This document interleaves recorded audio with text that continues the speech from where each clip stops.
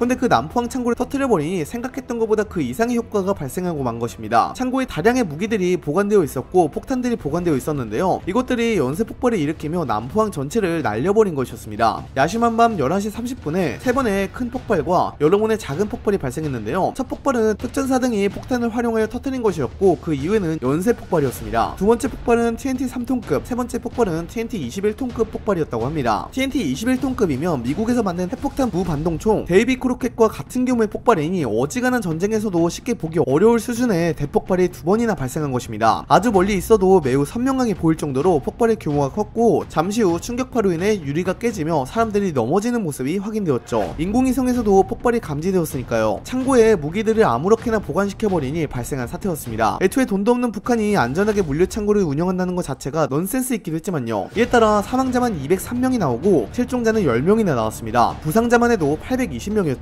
재산 피해만 5천억 원이 넘는 규모였습니다. 근데 더 놀라운 것은 특전사 병력은 안전하게 은신처로 대피했다는 것입니다. 계속해서 분쟁이 에스컬레이터처럼 올라가고 있었습니다.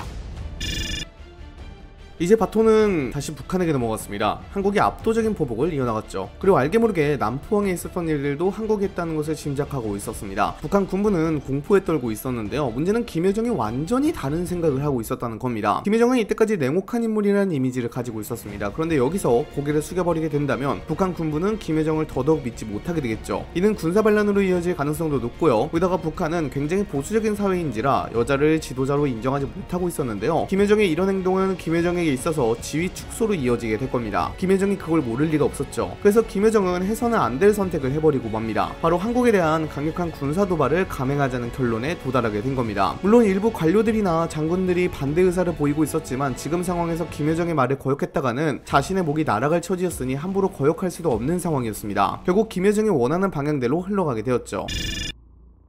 이곳 22여단 GP에서는 꽤 무서운 소문이 돌고 있었습니다. 북한군의 움직임이 심상치 않았기 때문이었죠. DMZ 인근에서 북한군의 움직임이 활발해졌고 또한 북한군 중화기의 움직임이 보이고 있었으니까요. 무엇보다도 최근 도발로 인해서 남북 간의 관계가 매우 냉랭해지자 이곳 역시 긴장이 최고조인 상태였습니다. 그리고 3, 4단의 첩보를 통하여 북한군의 도발 가능성이 매우 농후하다고 판단하고 모든 GP에 경기태세를 더 강화하라는 지시를 하게 됩니다. GP장은 겁을 먹은 병사들을 하나하나 다독이며 전쟁 안 난다고 다독였지만 공포에 휩싸인 GP가 쉽게 진정되진 않았습니다.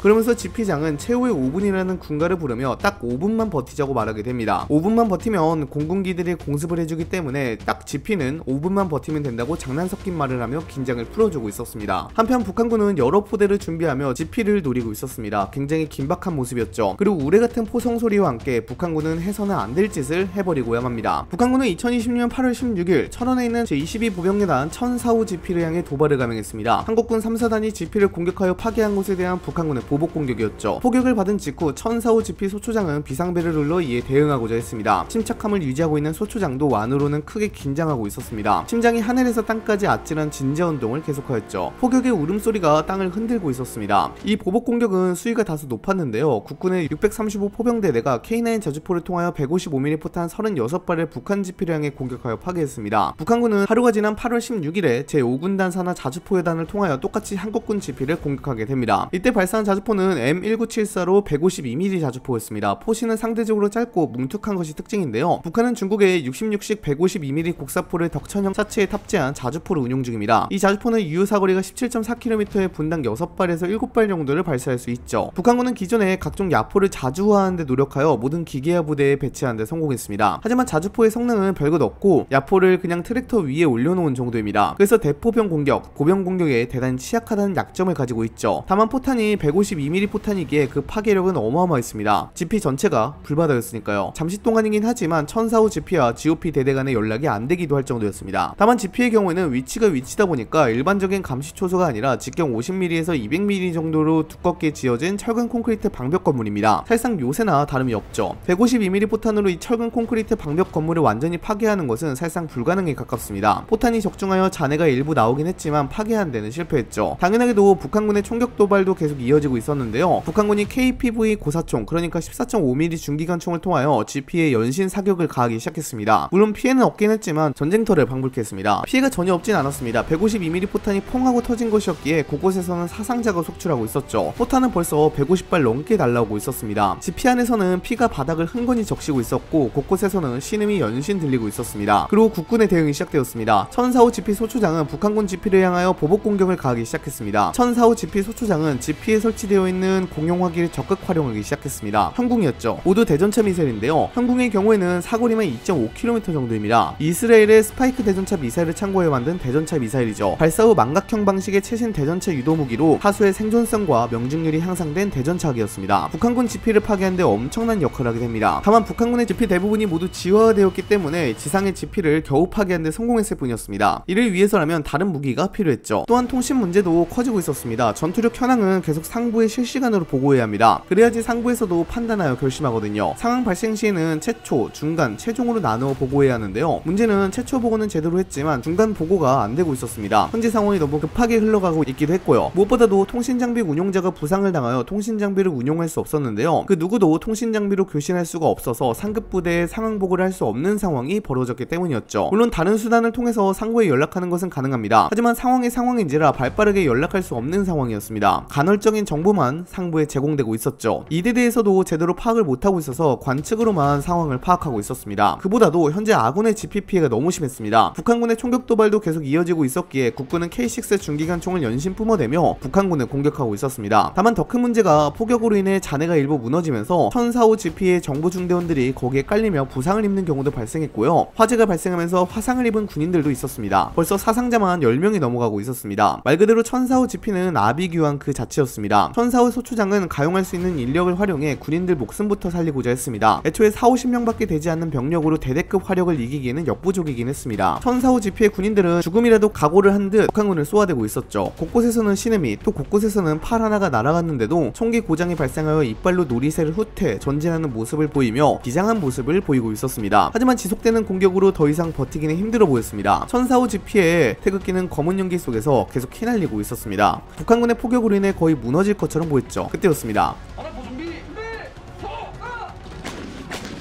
전투 발생 5분 정도가 지난 시점에서 3사단체 635 포병대대에서 지원을 해주러 온 것이었습니다. 이들은 K9 자주포를 활용하여 포격 원점을 쑥대밭으로 만들었죠. 155mm 포탄이 터질 만큼 적들의 152mm 자주포도 대부분 사용 불능 상태가 되곤 했습니다. 제635 포병대대는 300발의 대포병 사격을 실시하여 북한군의 GP, 차오, 주둔지를 그야말로 쑥대밭으로 만들었습니다. 대대 본부에서는 급하게 GP의 상황을 파악하고 있었습니다. 피해 보고를 빨리 보내라고 연신무전을 때렸죠. 북한의 도발 직후 곧바로 비언 벙커에서는 국가안전보장회의가 개최되었습니다. 신속하게 의사결정이 되었죠. 국방부 장관은 굉장히 분노한 모습이었습니다. 선보고하지 말고 선 조치하고 후보고하라고 지시했습니다. 또한 대한민국 공군에서는 제2단 미사일을 장착한 F-15K 전투기를 즉각 출격시키게 됩니다. 북한군의 포병 진지와 GP를 파괴할 목적으로 말이죠. 현재 1045 GP는 아비규환 그 자체였습니다. 포탄을 150발 넘게 얻어맞고 있었던지라 교신이 안되고 있었습니다. 근데 그렇다고 해서 1045 GP 안으로 닥터 헬기를 투입할 수도 없는 노릇이었죠. 북한군의 대공화기로 인해 격추될 위험이 컸으니까요. 그렇다 보니 이대 대장은 계속해서 1045 GP의 교신을 기다리는 수밖에 없었습니다. 한편 1045 GP 안에서는 잠시 소강 상태인 상황을 노려 GP를 안정화하는 데 노력하고 있었습니다. 부상자들을 처치하고 화재를 진압하는 등의 모습을 보이고 있었죠. 그리고 탄약을 재분배하고 장비들을 재정비하는 노련미를 보이기도 했습니다. 그리고 얼마 지나지 않아 이 전투를 완전히 끝내는 장비가 오게 됩니다.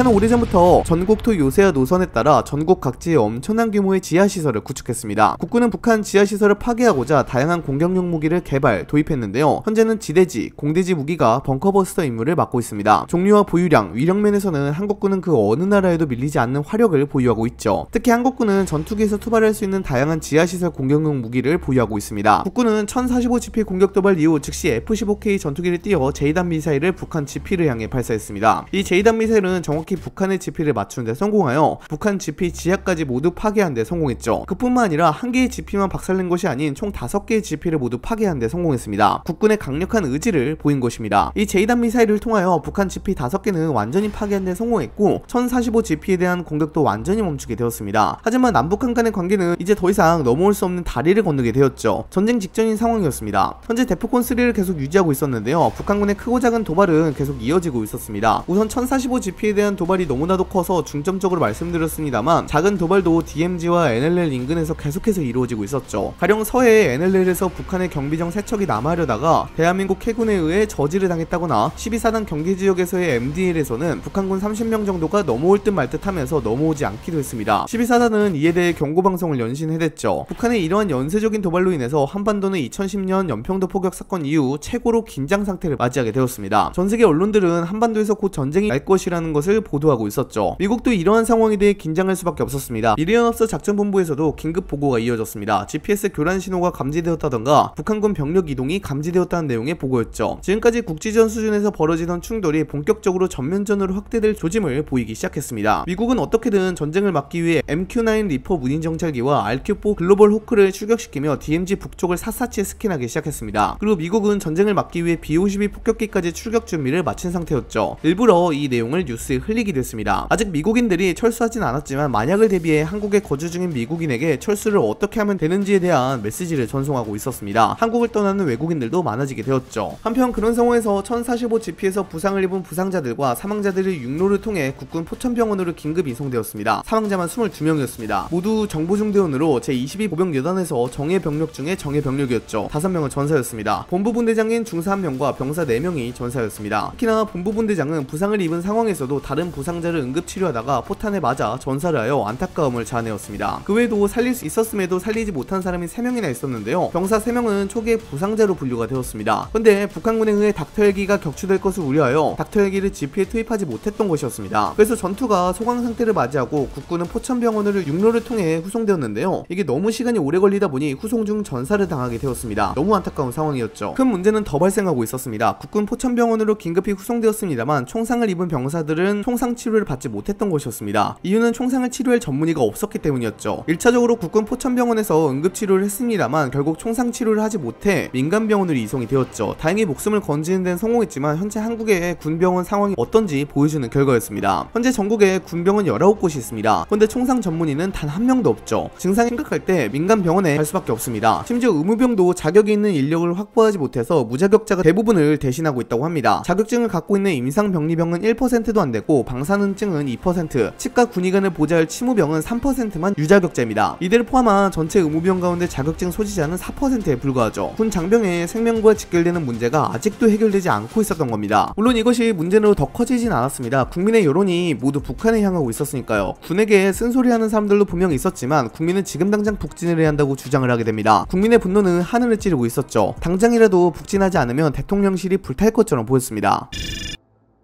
김여정의 생각대로 북한에서의 정치 세력은 김여정으로 빠르게 통합되고 있었습니다. 북한에서 하는 도발의 원인은 대부분 이것입니다. 북한 내에 정치적 불안이 생기면 외부의 적을 만들어 통합시키는 방식이죠. 그 덕분에 군부는 빠르게 단결했는데요. 문제는 이전과는 큰 차이점이 하나 있었습니다. 북한군들이 두려움에 떨고 있었죠. 특히나 이 도발을 중추적으로 진행한 북한 제5군단을 중심으로 큰 공포가 돌고 있었는데요. 국군이 이번 도발을 통하여 북한 제5군단의 자주포 여단을 거의 묵사발로 만들어버렸습니다. 북한 제5군단 자주포 여단만 하더라도 152mm 자주포 6문이 파괴되었고 전사자만 해도 50명이 넘어갔습니다. 연평도 포격전 당시 전사가 10명이었던 것을 생각해본다면 그 피해가 어마어마했죠. 부상자까지 합치면 100명은 거뜬히 넘는 숫자였습니다. 이거는 제5군단 자주포 여단만 피해를 합산한 수치였습니다. 대한민국 공군이 발사한 제2단 미사일을 통해서 북한의 지피는 5개가 완전히 파괴되었는데요. 벙커버스터로 발사한 탓에 지하까지 모두 파괴가 되었습니다. 북한군은 지하에 있으면 안전하겠다는 아니란 생각으로 지하에 있다가 벙커버스터에 맞고 300명이 넘게 전사를 했습니다. 어마어마한 피해를 본 것이었죠. 그렇다 보니 북한군 내에서는 국군이 예전과 달라졌다는 소문이 퍼지게 되었습니다. 그리고 가장의 가장을 거쳐 많게는 500명이 넘게 전사를 했다는 소문이 북한군 내에 퍼지게 되었습니다. 국군에 대하여 공포를 떨고 있었습니다. 물론 상부에서는 이러한 소문을 막고 처벌까지 하고 있었지만 그 공포를 막기에는 역부족이었습니다. 그런 상황에서 3사단 내에서는 보안 문제가 또 터지게 되었습니다. 국군의 피해 현황과 현재 상황에 대해 상세히 적은 내용이 외부로 유출되고 만 겁니다. 외부로 유출된 원인도 꽤 기가 찼는데요. 간부들이 텔레그램을 통하여 정보를 공유하다가 간부 한 명이 이러한 정보를 자신의 친구들에게 알려주다가 유출이 되고 만 겁니다. 3사단 감찰부에서는 또 바빠지게 되었죠. 현재 군대 내에서는 통신 문제가 계속해서 나오고 있습니다. 간부 일부는 작전 중에 무전기가 안 된다는 이유로 작전 내용을 카카오톡이나 텔레그램을 통하여 보내다가 유출된 적도 여러 번 있었죠. 그런데 이런 상황에서 현재 상황이 유출되다 보니까 큰 문제를 낳게 됩니다. 3사단에서는 해당 간부를 즉시 보직 해임해버렸죠. 3사단 감찰부에서도 이러한 보안 문제를 막기 위해서 안간힘을 가하기 시작합니다. 한편 3사단 병력이 주둔하고 있는 위치를 사진으로 찍어서 중국에 전송하다가 경찰에게 긴급 체포된 경우도 발생하고 있었습니다. 곳곳에서는 간첩들이 활기를 치고 있었죠. 뉴욕에서 중국과 미국 간의 밀실회담이 개최되었습니다. 이번에 북한이 도발한 덕분에 겨우겨우 미중 간 합의가 이루어지게 되었습니다. 만일 한국군이 북진하게 된다면 어떻게 대응할 것인지, 서로 경제 지진을 할 것인지, 그리고 주한미군의 역할은 어떻게 할 것인지, 핵무기는 어떻게 할 것인지에 대해 전부 다 합의를 보았죠. 미국과 중국은 끊임없이 밀실회담을 진행하고 있었습니다. 이때 미국과 중국이 나눈 대화는 가히 충격적이었습니다. 중국은 북한의 도발에 대해서 주권 국가이기에 우리가 간섭할 이유가 없었다고 밝혔지만 미국은 이에 대해 전혀 믿지 않았습니다. 그러면서 강하게 미국을 압박했는데요. 중국은 그러면서 불법적인 전쟁을 지지하진 않지만 미국이 한반도에서 군사행동에 나선다면 중국도 가만히 있지 않을 것이라며 미국을 겁박했습니다. 미국도 이제 강대강으로 나올 수밖에 없었죠. 북한의 추가 도발이 발생하면 끝을 보겠다는 발언을 한 겁니다. 어떻게든 이 전쟁이 제3차 세계대전으로 번지지 않게 하려고 진행하고 있었던 것이었죠. 물론 미국과 중국 둘 다 한국과 북한의 입장을 생각하지 않은 채 자신의 국익만을 생각하고 있었습니다. 비록 서로 동맹국이긴 하나 잔혹한 국제사회 앞에서는 빛 좋은 개살구였습니다. 그러는 상황에서 중국은 많은 드론들을 자신의 PMC 회사들에 보내고 있었죠. 앞에서는 회담하고 있었지만 뒤로는 계속해서 드론을 보내 한국과의 전쟁을 준비하고 있었던 겁니다. 특히나 중국의 드론 기술력과 시장 점유율은 세계 1위이기 때문에 충분히 위협적이었죠. 이곳은 강화문 광장입니다. 수만 명이 넘는 시민들이 몰려들고 있었습니다. 분노한 시민들은 광장에 몰려들고 있었고 태극기를 드는 시민들도 있었으며 촛불을 드는 시민들도 있었습니다. 그리고 전쟁을 두려워하지 않는다는 피켓을 든 청년들도 보였죠. 특히나 분노에 찬 얼굴로 북쪽을 바라보고 있는 중장년층도 많았습니다. 그때 마이크를 든 한 시민이 절규하듯이 말했습니다. 그의 목소리가 확성기를 타고 울려 퍼지자 군중은 더욱 거세게 함성을 질렀죠. 몇몇 시민들은 바닥에 북한 깃발과 중국 오성홍기를 불태우기도 했습니다. 불길이 타오르자 사람들은 더 경황되었죠. 태극기를 휘두르며 시민들이 외치고 있었습니다. 군중 속에서 젊은 청년들이 모여 청와대까지 행진하자며 시위대에게 말하고 있었죠. 경찰들은 긴장한 표정으로 경찰 통제선을 세웠지만 분노한 민심을 막기에는 역부족이었습니다. 같은 시간 중국 대사관 앞에서도 비슷한 시위가 열리고 있었습니다. 또 수백 명의 시민들이 중국 대사관 앞에 몰려들어 반중 시위를 벌이고 있었습니다. 그리고 한반도는 중국의 땅이 아니라며 현수막을 들고 있었죠. 몇몇 시위대가 중국 대사관을 향해 달걀과 물병을 던지는 모습도 관측되었습니다. 흥분한 어떤 시민은 대사관 담벼락을 기어오르다 경찰에게 제지당하기도 했습니다. 경찰이 계속 경고방송을 내보냈지만 군중은 아랑곳하지 않았습니다. 오히려 더욱 거세게 소리를 질렀죠. 최근 10년간 한국에서는 반중 정서가 심해지고 있었습니다. 이제는 중국 혐오 정서까지 나오고 있었죠. 그런데 이번 사태로 인해 중국 혐오 정서는 결국 폭발하게 된 겁니다. 일부 지역에서는 중국인과 조선족들이 이유 없이 구타를 당하는 상황도 발생하고 있었습니다. 국민들의 분노가 들끓고 있었습니다. 대한민국 정부는 긴급 안보회의를 소집해 국군의 대비태세와 외교적 대처 방안에 대해서 논의하게 됩니다. 회의에 참석한 국방부 장관과 합참 의장은 즉각적인 군사적 대응과 미군과의 협력을 강조했죠. 대한민국 정부는 데프콘2 단계 돌입 가능성을 논의하기도 했고요. 모든 군병력을 비상사태로 유지하기로 합니다. 다만 현재 경계태세를 꽤 오랜 기간 유지한 탓에 군의 피로도도 커지고 있었습니다. 이러한 피로도 문제를 해결해야 했죠.